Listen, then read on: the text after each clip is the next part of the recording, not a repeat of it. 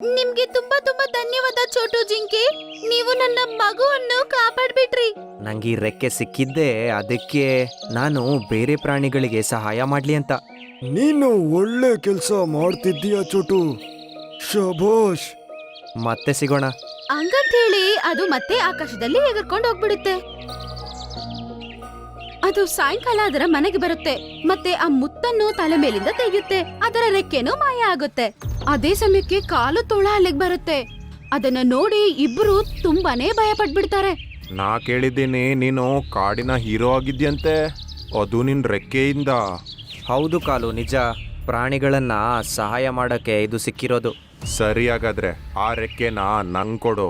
ನಾನಿನ್ನು ಜನರಿಗೆ ಹೆಲ್ಪ್ ಮಾಡ್ತೀನಿ, ನೀನ್ ಸುಮ್ಮನೆ ಇರು. ಇದೇನ್ ಹೇಳ್ತಿದ್ಯಾ ನೀನು? ಕೊಡ್ತೀಯೋ ಇಲ್ವೋ? ಇದು ನಂಗೆ ದೇವತೆ ಕೊಟ್ಟಿರೋದು. ಇದನ್ನ ನಾನು ಸುಮ್ಮನೆ ಕೊಡಕ್ಕಾಗಲ್ಲ. ಕೊಡೋಕ್ಕಾಗೋದಿಲ್ಲ ಅಂದ್ರೆ ಸಾಯಕ್ ರೆಡಿ ಆಗೋ. ಅದನ್ ಕೇಳಿ ಚೋಟು ಜಿಂಕೆ ಮತ್ತೆ ಅವರಮ್ಮ ಇಬ್ರು ಭಯ ಪಟ್ಬಿಡ್ತಾರೆ ಮತ್ತೆ ಆ ಮುತ್ಯವನ್ನು ಅದಕ್ಕೆ ಕೊಟ್ಬಿಡ್ತಾರೆ.